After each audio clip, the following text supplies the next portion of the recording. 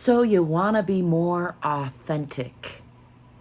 Hi, welcome to Putting on a Better Face with me. I'm Angel. You can call me Aunt Angel. And this is the part of the day where I try to improve my face situation, even though I know I'm gloriously beautiful already, and share my contemplations with you. And today I'm contemplating desires. I read listened to a great audiobook by Kasia Urbaniak. I might be saying the last name wrong. Sorry, Kasia.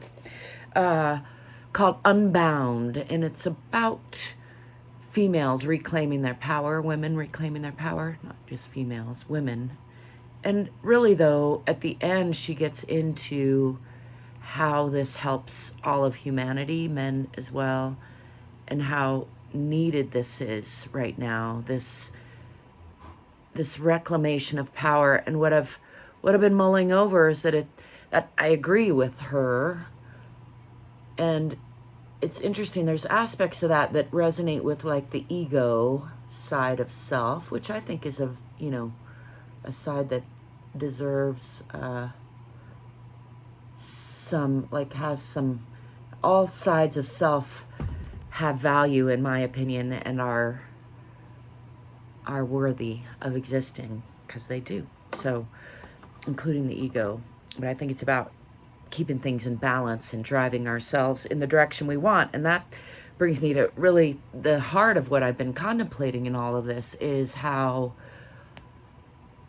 in listening to her, I realized that I have not done a good job at all of giving myself what I desire, or even allowing myself to get in touch with that, really. And I think that is at the heart of a lot of human suffering and misunderstanding and resentment and criticism. And what I started realizing is that any criticism of myself or anyone else is really this unexpressed desire. There's a desire under that criticism that isn't being addressed, and it comes out in criticism and grumpiness, and feeling unfulfilled. And gosh, I have lived a lot of my life in that state. I started realizing I'm 52, and I'm happy to be realizing it now.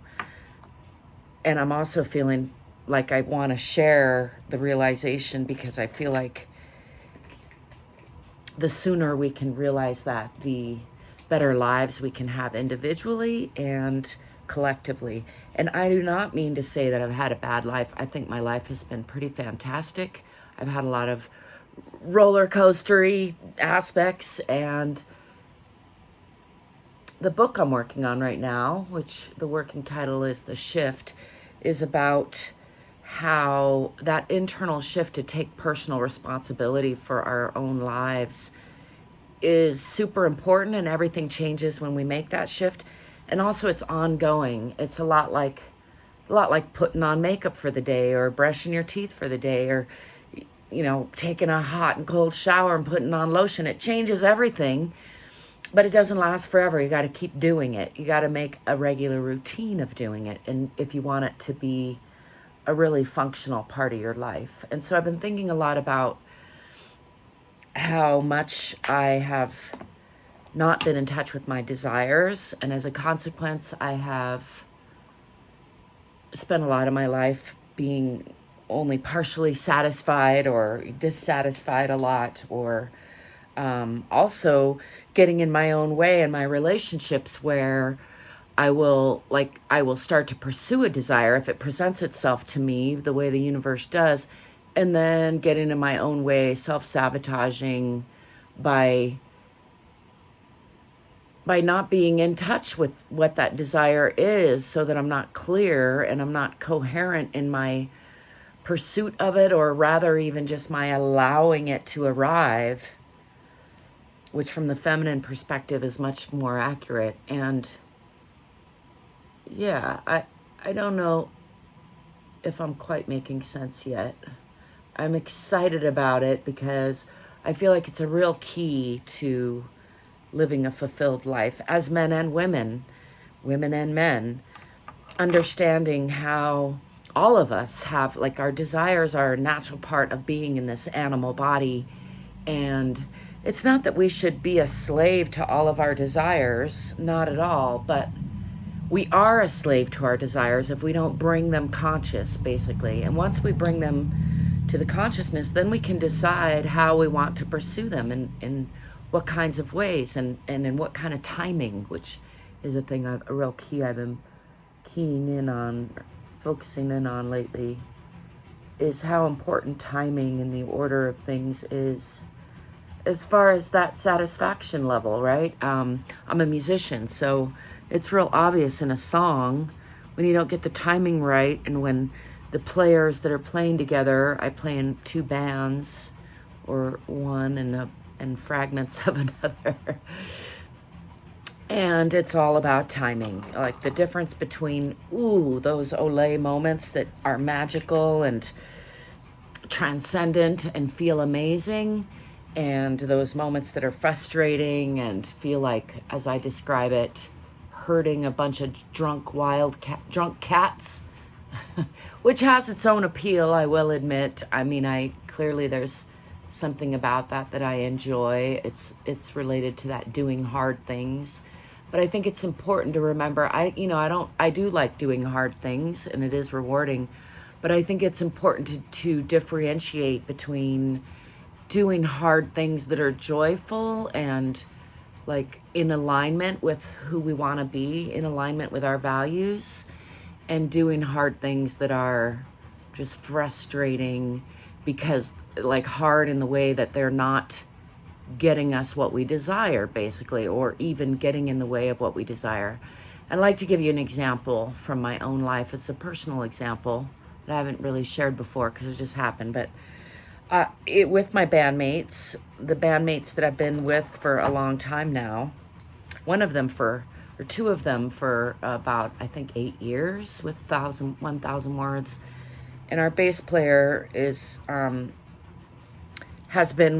complicated, but he's been with the guitar player in a previous version of the band before I came along, but I've only been playing with him for a couple of years, maybe, I guess might have been 3 years already. Through the lockdowns, a pandemic was a strange time that I became aware that my relationship to time is skewed, and it seemed to become even more skewed in comparison to other humans. In any case, for a long while now, they've been asking me for rides because I'm the only one with a reliable vehicle other than our drummer, who does a lot of the transporting we practice at his house, and he transports a lot of the stuff to the gigs. And then I've been asked to give rides home and sometimes picked up. And one of my bandmates lives really close to me, and it's not a big deal at all to pick him up and drop him off. And the other one, I mean, not super far, but a little bit further. But the thing was, they were never even offering me a few dollars for gas, often not even saying thank you, often asking last minute and just sort of presuming that I was going to do it, and not acknowledging that it takes a little extra time to give people rides, a little extra gas, a little extra time. And I've been struggling. So I've been getting more and more frustrated with my bandmates. And instead of just saying what I wanted directly, I was using this passive aggressive. I'm going to go ahead and admit I was doing that, even though it pains me because my last partner accused me of being passive aggressive. And I really didn't think I was, is the thing. I thought I was being direct by saying, like, I'm bothered by you not saying thank you, or you presuming and asking last minute. The problem is that all that was doing was sort of emasculating the men in my band in a covert way, not in a conscious way. Again, it all has to do with consciousness, I think. And so their response was less than satisfying, and they were just kept doing it. And I kept feeling like, okay, maybe I need to end the relationship because I can't seem to get what I want out of it. I keep feeling unappreciated, and every time I try to express myself, I end up just feeling more frustrated. I end up sort of blowing up in an emotional way. They end up trying to say the right thing, but not really changing their behavior. And then I end up feeling frustrated, like I'm not showing up for myself. I'm betraying myself by continuing to show up after my boundaries have been like I'm violating my own boundaries which is how that works. I'm learning.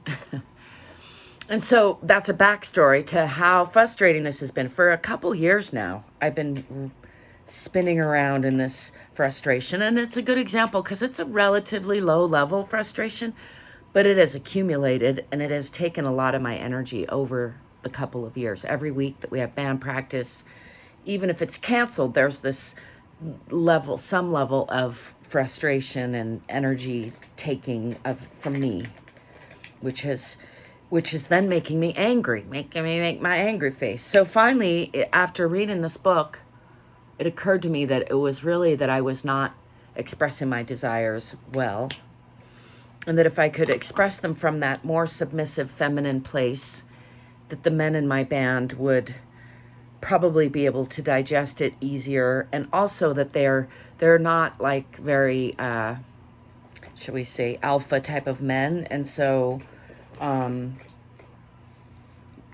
that's often an issue for me because I tend to be a strong force where I go, and sometimes that's intimidating to men and women, but I think especially to men can be offensive, abrasive, probably to women too, but in any case, in this scenario, that wasn't serving me very well. So what I said, I wish I had it written down and memorized because it was beautiful, but what I said via text to the group was something like, I would love it if from now on, you guys make sure that you have some contribution of appreciation in reciprocity for my contributions of giving you my ride services, in the form of cash for gas or some weed. And I just stated it very matter-of-factly. I wasn't upset. And I got an immediate response from one of my bandmates, can do. And the other one didn't really respond on the thread, but has responded by, even though he still asked me last minute, he asked me much more nicely, and he brought me some really nice weed as a contribution because that's what he has. And he said thank you I think it's only the second time he's ever said thank you to me when I gave him a ride. And that was the shift I was looking for. And my other bandmate immediately has started giving me, $5 or so, and I've also gotten to make clear, and we got to talk about it, like, hey, I'm not trying to put you out, and if you ever don't have it, that's totally fine, but I could use it. Like, I used it to buy some food for breakfast, and that was really helpful right now, and I also do have to pay for gas and insurance and all those things. So I know some of you might be saying, like, good grief, girl, and that's all right, lay it on me. I'll take a little of it, and I'll just stop reading if it's too much, but I'm sharing because I think I know I'm not alone. So many of us women, sometimes even more so if you're a strong woman, you might be still people pleasing, still sucking it up, thinking that you have to cater to other people's vulnerability in a way that actually just brings us all down. It makes us angry. It makes the men in our lives feel bad. It doesn't get anybody what they want. And this, I don't know that I articulated it very well, but the feeling of it was very different from before and was very effective at me getting what I want and them being able to give me what I want in a way that feels good.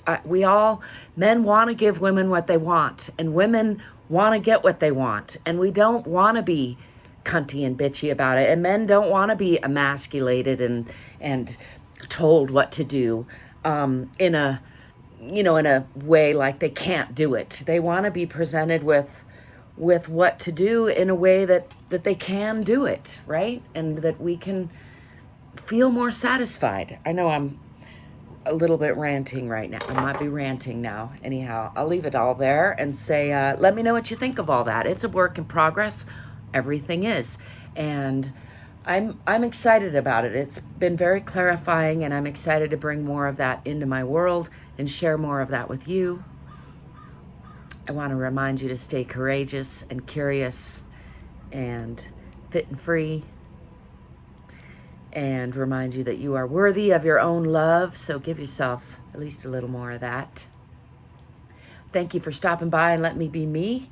Thank you for being you. Remember to give me a thumbs up. Subscribe to the channel if you haven't already. Take a little look around the dragon room here. It's getting a little cold. There you go. I'll see you soon. Ciao for now.